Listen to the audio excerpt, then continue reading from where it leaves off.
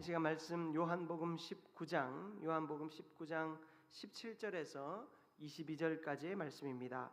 요한복음 19장 17절에서 22절까지의 말씀.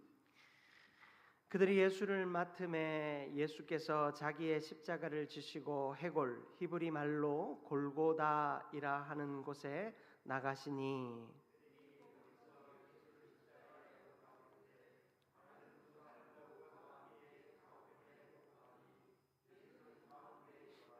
빌라도가 패를 써서 십자가 위에 붙이니 나사렛 예수 유대인의 왕이라 기록되었더라.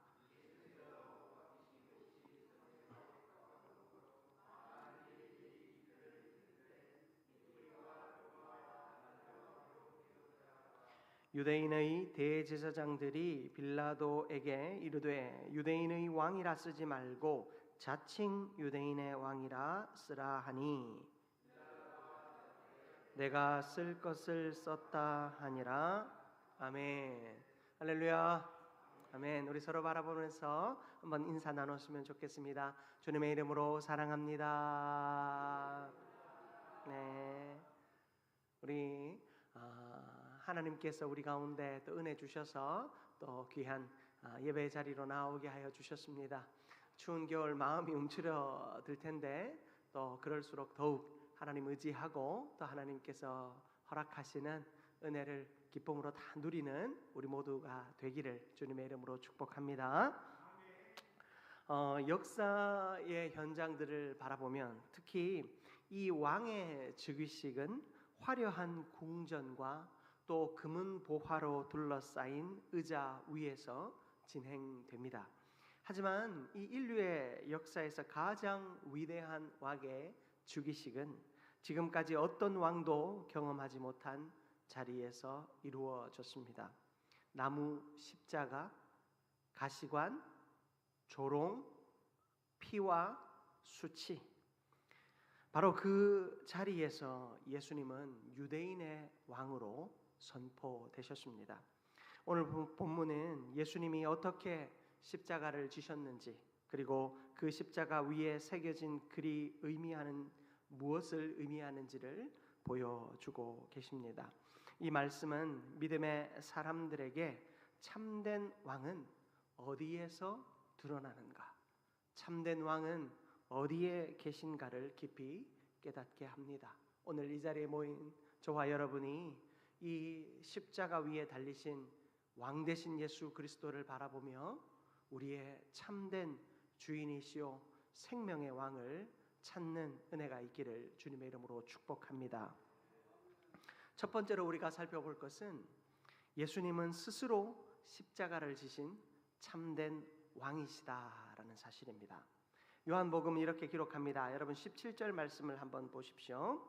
그들이 예수를 맡음에 예수께서 자기의 십자가를 지시고. 다른 복음서를 보면 구레네 사람 시몬이 십자가를 대신 진 장면을 기록하지만 요한은 의도적으로 예수님이 스스로 십자가를 지셨다라고 강조합니다. 이것은 어떤 역사를 왜곡하겠다라는 의도가 아니라 십자가를 지신 예수님께 온전히 집중하게 하기 위함입니다.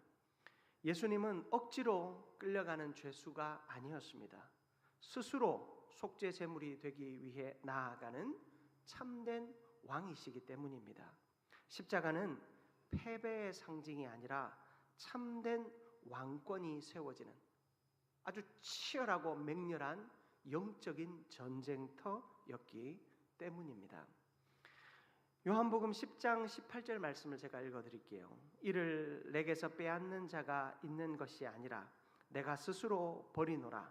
나는 버릴 권세도 있고 다시 얻을 권세도 있으니 이 계명은 내 아버지에게서 받았노라 하시니라. 주님 말씀하십니다. 이것을 내게서 빼앗을 자가 아무도 없다라는 것입니다. 내가 스스로 버린다 말씀하십니다. 예수 그리스도가 하나님 되심, 예수 그리스도가 왕이 되심을 스스로 내려놓으셨습니다. 그러나 하나님은 그 자발적 순종 앞에 그의 권세와 그의 능력과 그의 참됨이 일도 하나도 훼손되지 않게 하셨습니다. 예수님께서는 모든 것을 스스로 내려놓으셨지만 하나도 그것이 무너지거나 부서지거나 사라진 것이 없었습니다. 여러분, 이것이 참된 순종의 힘입니다. 여러분, 우리가 하나님 앞에서 순종이라는 것을 합니다. 하나님, 내가 순종하는 자 되게 해주십시오. 늘 기도하지요. 그리고 하나님의 말씀 앞에 또 사명의 부름 앞에 내가 순종합니다.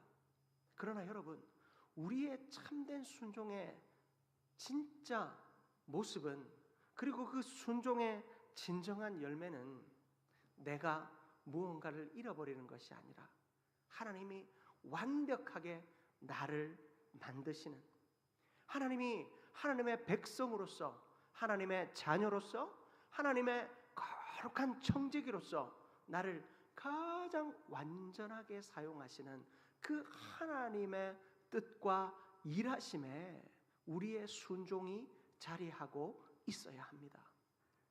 여러분, 순종은 무언가를 포기하여 잃어버리는 것이 아닙니다.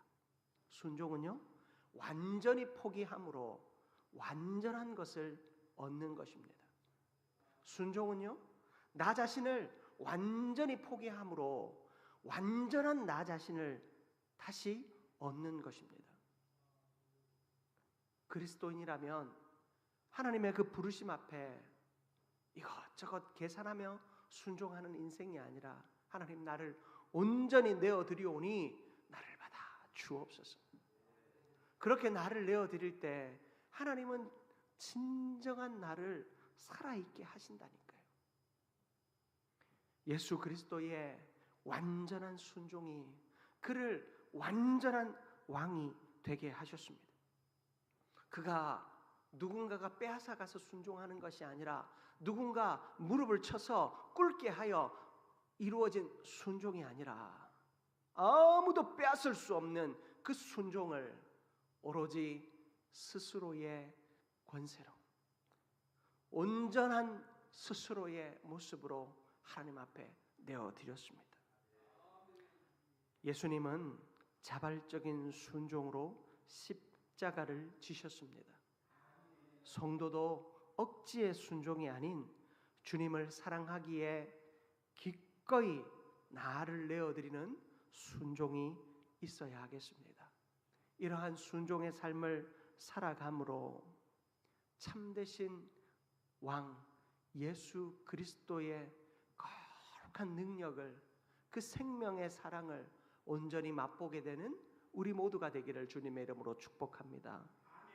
두 번째로 살펴볼 것은, 십자가는 예수님의 왕권이 선포된 자리입니다.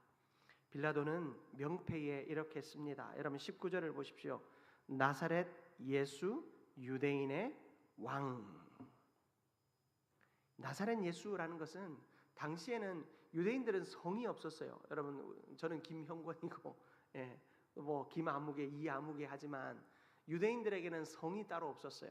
그래서 이름만 있었기 때문에, 특히나 이 예수라고 하는 이름은 당시에 이 로마의 압제 가운데 있는 그들이 하나님의 구원을 간절히 사모하는 그 마음 때문에 예로부터, 이때뿐만이 아니라요, 이 모세의 시대부터 이 예수라는 이름은 너무나도 흔했어요.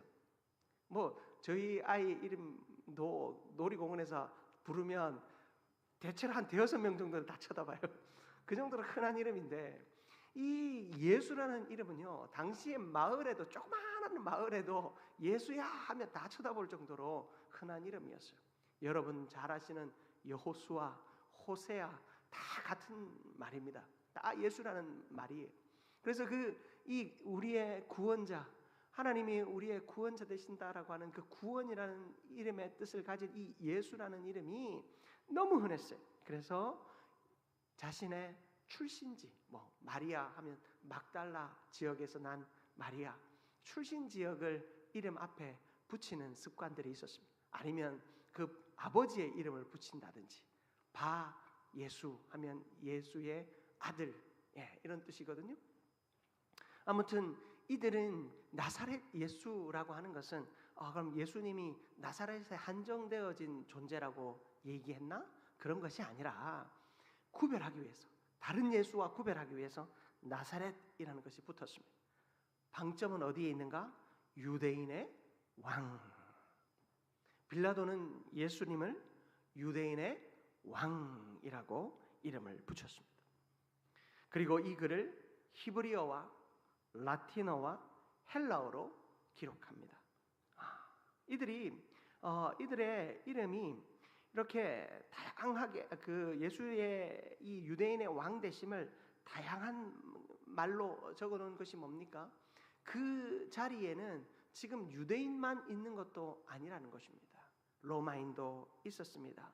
그리고 여러 헬라 지역에 흩어져 있다가 유월절을 지키기 위해 돌아온 유대인이지만 유대말을 잘 모르는 사람들, 교포들도 거기에 있었다라는 것입니다. 그래서 당시에 공용으로 쓰여졌던 그 헬라 말과 그리고 이 유대 땅을 정복하고 있는 로마의 말과 그리고 그곳에 사는 유대인들의 말로 이 유대인의 왕이다라는 것을 써 붙였습니다. 아이러니하게도 빌라도는 자신이 쓰는 그 글을 통해서 하나님의 계획을 성취하는 도구로 쓰임 받고 있었습니다. 빌라도는 예수가 왕인가? 예수가 하나님의 아들인가? 예수가 신인가? 긴가민가 했습니다. 예수님과 얘기하다 보면 그런가 보다 하다가 또 유대인들 앞에 나서면 저거 다 가짜인데 싶기도 하고, 그래서 결국에는 예수님을 십자가에 내놓았잖아요. 십자가에 달린 예수의 이름 위에다가 예수 위에다가 그 이름을 써 붙이는데 자기도 모르게 뭐라고요? 나사렛 예수, 유대인의 왕이라고 써 붙인 겁니다. 예수님의 왕권은 더 이상 하나의 민족의 왕권이 아니라 열방과 만민의 왕권임을 드러냈습니다. 유대인들만 알아볼 수 있는 글로 쓴 것이 아니라 그곳에 있는 로마인들도, 그곳에 와 있는 헬라 지역에 살아가고 있는 그 디아스포라 유대인들도 다 보고 알아들을 정도로, 당시에 헬란 말이 세계의 공통어였으니까요. 여러분, 전 세계가 알아볼 수 있는 말로 이 유대인의 왕 나사렛 예수를 쓴 겁니다. 이것은 왕이 되시는 예수 그리스도가 그저 한 지역에 국한되어 있는 왕이 아니라 이 모든 열방과 모든 인류의 왕이 되심을 선언하고 있는 것입니다. 시편 2편 8절 말씀을 보면 내게 구하라, 내가 이방 나라를 내 유업으로 주리니 내 소유가 땅 끝까지 이르리로다. 아멘. 주님의 소유, 주님의 기업, 주님의 유업은 그저 한 지역에 국한되어 있는 것이 아니라 땅 끝까지 이릅니다. 하나님께서 선포하시는 구원, 하나님께서 선포하시는 치유, 하나님께서 선포하시는 놀라운 역사는 어떠한 한 자리에 국한되어지는 것이 아니라는 것입니다. 여러분, 한민교회라고 하는 작은 공간 안에서 제가 선포하는 이 말씀이 그저 한 사람의 준비한 연설이 아니라는 것을 보여주는 겁니다. 제가 여러분을 향해 선포하는 이 말씀은 하나님의 말씀으로 세계 열방을 향하여 뻗어나갈 것입니다. 여러분의 전도와 선교와 또 여러분의 헌신과 수고 역시 한 교회, 한민교회라고 하는 작은 공간에서 그저 울려 퍼지는 그런 메아리 같은 소리가 아니라 세계 열방으로 흩어지는 하나님의 역사요, 하나님의 기적이 되는 줄 믿습니다. 이처럼 하나님은요, 한 공간이나 한 시간이나 한 때에 제한되는 분이 아니십니다. 하나님은 모든 공간과 시간과 때를 초월하셔서 우리의 모든 삶의 자리에서, 열방의 모든 이들의 숨결 속에서 역사하십니다. 세상은 십자가를 약함이라 봅니다. 당시의 십자가는 잘 아시다시피 아주 정치적으로 추악한 범죄자들, 혹은 살인하고 또 그냥 죽여서는 안 될 본보기가 될 만한 사람들이나 달리는 형벌이었습니다. 십자가에 달린다는 것은 가문의 수치였습니다. 그런데 예수님은 그 수치스러운 나무 십자가 위에 달리셨습니다. 세상은 그 십자가 위에 달리신 예수를 가장 약하고 가장 미천하며 가장 어리석은 자라 불렀습니다. 하나님은 그러나 그 십자가에서 구원의 나라를 이루셨습니다. 하나님은 그 십자가 위에서 구원의 나라를 세우시고 그 왕으로 예수 그리스도를 세워주셨습니다. 참된 영적 전쟁의 승리는 세상의 영광이 아니라 십자가의 순종에서부터 이루어짐을 우리에게 보여주고 있습니다. 그러므로 십자가는 수치가 선포되어진 자리가 아니라 영광과 생명과 능력이 선포된 자리인 줄 믿습니다. 그러므로 우리는 예수 그리스도의 십자가를 바라보며 십자가를 묵상해야 합니다. 십자가가 무슨 의미가 있을까? 아닙니다. 여러분, 예수 그리스도, 십자가에 달리신 예수 그리스도를 한번 곰곰이 떠올려 보십시오. 십자가에서 예수님은 어떤 마음이셨을까? 십자가에서 예수님은 어떤 기도를 하셨을까? 목숨이 끊어지는 그 순간에도 예수님의 마음은 어떠하셨을까? 여러분, 그 십자가를 생각하면, 그 십자가를 바라보면 여러분, 우리의 생각과 마음이요, 먼저는 숙연해집니다. 참 보잘것없는 나를 위해, 영원히 죽을 수밖에 없는 죄인된 나를 위해 예수님께서 그 십자가에 죽으셨구나. 그 사실을 고백할 때마다, 그 사실이 생각날 때마다 숙연해집니다. 그러나 여러분, 그 마음이 숙연해지는 것을 넘어 우리를 회개하게 하시고 온전히 주 앞으로 더 나아가게 하시는 그 십자가의 부르심이 우리의 마음을 움직이고 우리의 생각과 우리의 행동을 변화시킵니다. 그것이 십자가의 능력입니다. 예수 그리스도의 십자가는 그렇게 나를 움직이게 하고 그렇게 나를 예배하게 하며 그렇게 내가 헌신하게 합니다. 그것이 십자가의 능력입니다. 그러한 예수 그리스도의 십자가를 묵상하며 그 십자가의 인도하심을 따라 나아가는 우리 모두가 되기를 주님의 이름으로 축복합니다. 마지막으로, 사람은 왕을 부정했지만 하나님은 그 왕의 권세를 확증하셨습니다. 어디에서요? 십자가에서. 유대인의 지도자들은 빌라도에게 항의합니다. 여러분 21절을 보십시오. 유대인의 지도자 대제사장들이 빌라도에게 이르되 유대인의 왕이라 쓰지 말고 자칭 유대인의 왕이라 쓰라 하니. 그러나 빌라도는 말합니다. 22절, 빌라도가 대답하되 내가 쓸 것을 썼다 하니라. 시끄럽다. 내가 진짜 써야 할 것을 썼다. 너희들은 토달지 마라. 이야기합니다. 그들은 예수님의 왕권을 부정하려 했습니다. 그저 유대인의 왕이라고 써진 것 자체가 기분이 나빴어요. 어쩌면 빌라도의 입장에서는 인간적으로 생각할 때는 자칭 유대인이 왕이라고 했다면 이 정도 형벌을 내리는 거 좀 과하다 생각이 들 수도 있습니다. 근데 진짜 유대인의 왕이라고 자기가 확신하고 그렇게 거짓 행세를 했으면 이 로마의 황제 시저를 능멸한 죄니까 이 정도 달려도 된다 생각했을 수도 있을 것입니다. 어떤 이유인지 성경은 말하고 있지는 않지만 그는 유대 지도자들 앞에 시끄러, 내가 쓸 것을 썼으니 아무 토달지 마 라고 이야기합니다. 유대 지도자들은 예수님의 왕권을 철저하게 부정하고 싶었습니다. 그냥 저 말 자체가 기분이 나빴고 더 이상 저런 말 자체도 보기 싫었습니다. 자칭 유대인의 왕, 유대인의 왕이라고 하는 그 상징적 의미 자체를 저 바닥까지 끌어내리고 싶었습니다. 하나님은 오히려 그들의 그 부정을 통해서 왕권을 더욱 명확하게 선포하셨습니다.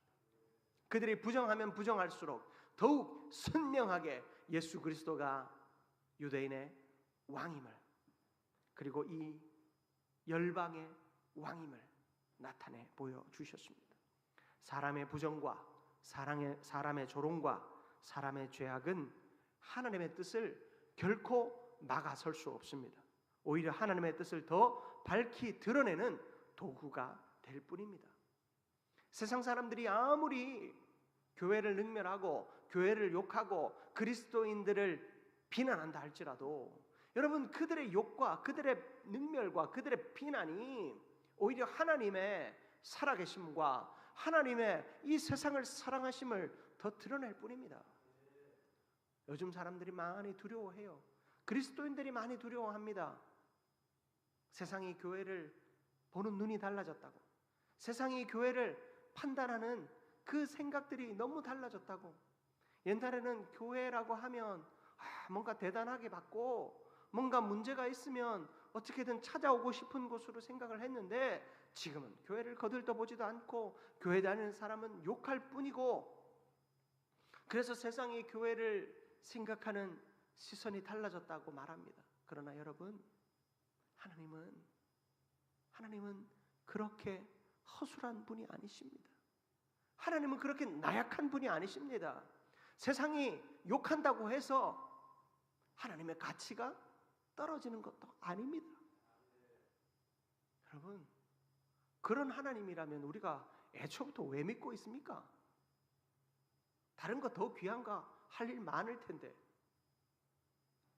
우리가 하나님을 의지하고 예수 그리스도의 십자가를 바라보는 유일한 이유는 하나님은 어제도 오늘도 내일도 변함없는 분이시기 때문이에요. 그때도 만유의 주제이셨고 오늘도 만유의 주제이시며 내일도 만유의 주제이시기 때문입니다. 여러분, 우리는 그 하나님 의지하고 있는 거예요. 고린도전서 1장 18절에 십자가의 도가 멸망하는 자들에게는 미련한 것이요 구원을 받는 우리에게는 하나님의 능력이라. 십자가는 하나님의 능력이 됩니다. 내가 십자가를 의지하고 주님의 십자가 붙들고 기도할 때, 주님의 십자가 붙들고 내가 나아갈 때, 여러분, 내 안에 그 십자가의 능력이 나타납니다. 세상 사람들이 아무리 십자가를 붙들고 십자가를 바라보며 십자가 이야기해도 아무 능력이 되지 않는 것은 구원받지 못하는 자들이기 때문입니다. 그러나 구원받은 자는 그 십자가를 생각만 해도 내 마음이 평안해지고, 그 세상 사람들이 그렇게 욕하는 십자가를 바라만 봐도 내 안에 주님의 사랑이 깊이 느껴집니다. 여러분, 이것이 바로 구원받는 자들에게 주시는 하나님의 그 십자가의 능력이 되는 줄 믿습니다. 성도는 십자가를 부끄러워하지 않습니다. 여러분, 여러분의 교인됨을, 여러분들의 성도됨을 예수 그리스도의 십자가 보혈로 구원받은 여러분들의 삶을 부끄러이 여기지 마십시오. 하나님은 여러분을 가장 존귀하게 세우셨고 그 하나님의 마음은 변함이 없습니다. 하나님이 우리 한민교회를 세우셨을 때 그 하나님의 존귀한 십자가의 사랑은 오늘도 변함이 없습니다. 하나님이 한민교회를 세우시며 계획하셨던 그 하나님의 계획은 1.1획도 오차 없이 신실하게 이루어지고 있습니다. 지금 나의 상황, 우리의 상황, 우리의 환경, 우리의 형편, 여러분 그것이 하나님의 계획을 1.1획도 변개치 못함을 기억하시기 바랍니다. 여러분 우리는 그러한 믿음으로 하나님이 하실 일들을 마땅히 감당해야 합니다. 옛날에는 됐고 오늘은 안 되고 다음은 더 안 되고, 여러분 그런 마음은 결코 믿음 없는 마음이며 십자가 없는 고백입니다. 하나님이 우리를 통해 복음의 사명을 주셨다면 그 복음의 사명을 끝까지 감당해야 합니다. 사람은 있을 수도 있고 없을 수도 있지만 하나님은 어제도 오늘도 내일도 동일하게 우리와 함께 하십니다. 성도는 십자가를 따라야 합니다. 고난 가운데에서도 하나님의 뜻을 이루신 예수 그리스도의 십자가를 따라야 합니다. 그것이 십자가의 왕의 사명이요, 십자가의 왕의 도를 따르는 그 백성된 우리의 사명입니다. 말씀을 마무리하기 원합니다. 골고다 언덕에서 예수님은 세상 어떤 왕과도 비교할 수 없는 방식으로 왕이 되셨습니다. 나무, 수치와 고통이 가득한 그 자리에서 예수님은 왕이 되셨습니다. 왕이신 당신이 스스로 십자가를 지셨습니다. 십자가는 예수 그리스도의 왕권이 선포된 가장 위대한 자리였습니다. 사람은 끊임없이 부정했지만 하나님은 그를 왕으로 확정하셨습니다. 사랑하는 성도 여러분, 우리의 왕은 세상의 힘과 영광으로 다스리시는 왕이 아닙니다. 십자가의 사랑과 진리로 다스리시는 분이십니다. 십자가를 깊이 바라볼 때 우리는 참된 왕을 발견할 수 있습니다. 여러분, 우리의 통치자를 찾으십니까? 우리의 왕을 찾고 계십니까? 우리의 길을 인도하시는 분을 찾고 계십니까? 우리의 치유자를 찾고 계십니까? 십자가 바라보시기 바랍니다. 그 십자가 안에서 영원한 생명의 길을 발견하고 그 십자가의 도를 따라 오늘도 순종하며 나아가는 우리 모두가 되기를 주님의 이름으로 축복합니다.